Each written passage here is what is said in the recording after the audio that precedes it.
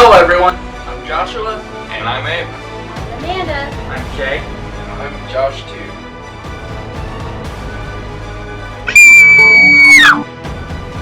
Hello everyone, Joshua Myers here. And I am finally done with the Ghostbusters review series, at least until the 2020 movie directed by Jason Reitman comes out. And I go see it, which, when I do go see it, I will more than likely film a review of it. Probably both a spoiler-free review and a spoiler-filled review. And then also once that happens, I'll update this ranking video to include technically Ghostbusters 3 from 2020 or whatever it's going to be called on this list. But as of right now, this is my current ranking of the Ghostbusters movies. Yes, including the 2016 remake. Coming in at number 3 is Ghostbusters 2. Where do I even start with this one? It's just a complete fucking shit show of a movie, honestly. Like, this is what I was worried that Ghostbusters 2016 was going to be. That, like, but at a worse scale. And that it would have taken, because Ghostbusters 2 basically took everything that was good and likable about the first movie and just completely shat all over it. Like, seriously. Like, and knowing that they did that whole bullshit of, like, you know, the main couple from the previous film they got together, splits up, and then eventually they get back together, and I'm just like, and I guess that early on when watching the movie for the first time, I totally get that, like, I totally got that's the plot point they were going for. Like, that's where they were leading the plot. It's that Bill Murray and Sigourney Weaver's character break up so that they could just eventually get back together anyway. And it's like, why even have that if you're just going to get back together anyway? Knowing that, they throw this baby subplot in the mix, and it's like, ugh. Also, the main antagonist I don't really like. In fact, he's completely forgettable. Like, the only thing I remember is that freaking painting that I was making fun of that, to me, kind of reminded me of Emperor Palpatine from Star Wars. Like, yes, you want to buy my art. Good. I can feel the artist in you. Like, seriously, that's all I had in my mind was Emperor fucking Palpatine. I mean, the painting looks nothing like fucking Emperor Palpatine, but that's what I had in my mind. And knowing that, they also did that whole thing where apparently, like, they have it to where the whole town doesn't believe the fucking Ghostbusters, even though there was a freaking, like, giant Stay Puft Marshmallow Man freaking attacking the city in the first one. And also, another thing to add to this is that it's not funny. I didn't laugh whatsoever throughout that movie. Whatsoever.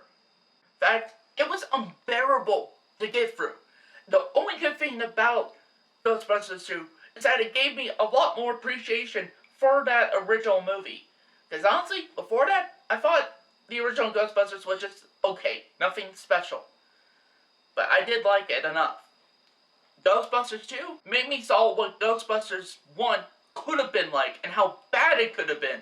And therefore made me appreciate the first one even more.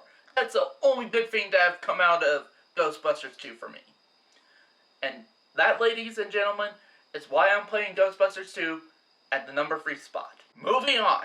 Coming in at number 2 is Ghostbusters from 2016. Yes, the remake is in the second spot as of right now. And honestly, I was actually really dreading this movie because I was hearing nothing but bad things for the most part. And the marketing sure didn't. The marketing for this movie sure as hell did not help with that. Because the marketing for this movie was just awful. It was just damn awful. The marketing for this film made the film look a lot worse than it really was. And, like, honestly for me, I was genuinely surprised by this movie because, one, I did not thought I would have, enjoyed it that much. I did enjoy the 2016 movie. I really did. I enjoyed it a hell of a lot more than Ghostbusters 2. In fact, I thought the 2016 movie was a fucking improvement. And I did actually like some of the main characters. I especially liked Kristen Wiig as Aaron, Melissa McCarthy as Abby. I did like their chemistry together. I thought Leslie Jones was okay. And honestly, I did like the villain in this a lot more. I still think he's fucking forgettable, but at least when he possesses the body of Chris Hemsworth, like, he's fucking enjoyable. In fact, also the action is a lot better in this than even the other two movies. I will give the remake credit in that the action is the best. Like this film has the best action in any of the Ghostbusters movies. So that's the one thing this film got better than the original two, is the action sequences. Also, I thought the story was a lot better than Ghostbusters 2, although to be fair, it did borrow a lot from the story of the original movie. And honestly, I did laugh a lot more in this one than Ghostbusters 2. But the reason why it's not number one is because, just, for one, I didn't like some of the characters. I didn't like the character of Jillian. I thought she was just flat out irritating and cringeworthy. Also, I didn't like Chris Hemsworth's character as Kevin. I felt like they made him too much of a complete idiot. And, they could have made him a funny idiot, but they decided not to. And I know Chris Hemsworth can be funny. And it's like, also, the main villain for the most part is also forgettable. I would say nowhere near as forgettable as the villain in Ghostbusters 2, but yeah, the only time I really enjoyed the villain again was when he possessed the body of Chris Hemsworth in it, and honestly, that's also the only time I found Chris Hemsworth enjoyable in this movie. Is when he got to portray sort of the villain of the movie, but for all those reasons, that's why I have the Ghostbusters remake at my number 2 spot. Coming in at number 1 is the original Ghostbusters. Where else did you thought this would have been placed on the list? Honestly, for me, again, at first, I thought it was just an okay movie. I did like it enough, but I didn't felt like it was nothing special. But Ghostbusters 2 made me fucking appreciate the original a hell of a lot more. And yeah, I think it's the funniest movie out of the series, actually. I do like a lot of the humor. I like the chemistry between the main set of main cast, like Bill Murray, Dan Aykroyd, Harold Ramis. I'm forgetting the fourth one. But yeah, but all of them had really great chemistry with each other, especially the main three. Because the fourth Ghostbuster doesn't come in until a lot later in the movie, so. And the villain is much more memorable with Zool. And the Zool dogs. All of those are much more memorable. And, Also, it's a film where we got that iconic Ghostbusters theme.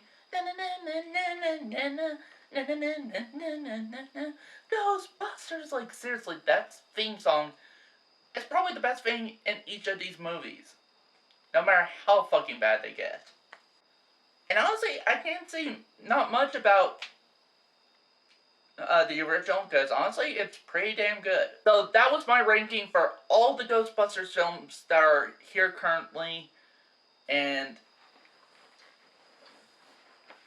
honestly, I think you guys might be at least surprised by my list. I think you guys probably were expecting me to put the 2016 Ghostbusters movie at the number 3 spot, but honestly, I think that one was a lot better and more enjoyable to watch than Ghostbusters 2.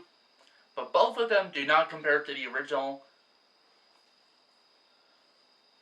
And I'm honestly kind of excited to see what Jason Reitman has planned for the 2020 movie, for technically Ghostbusters 3 coming out next year. Which I will go see that in the theater. And when I do, I'll film a review for it. And when I do, I'll film a spoiler-free review for it and a spoiler-filled review. And then I'll update my ranking video of all the Ghostbusters movies. But honestly, for me, I felt like the original did not need a franchise, especially if the films turn out to be, like, the films afterwards are not able to hold a candle to the first one. So that's it for this video. Thank you guys for watching. And who are you going to call? Anybody but who was ever involved with Ghostbusters 2. That's for sure.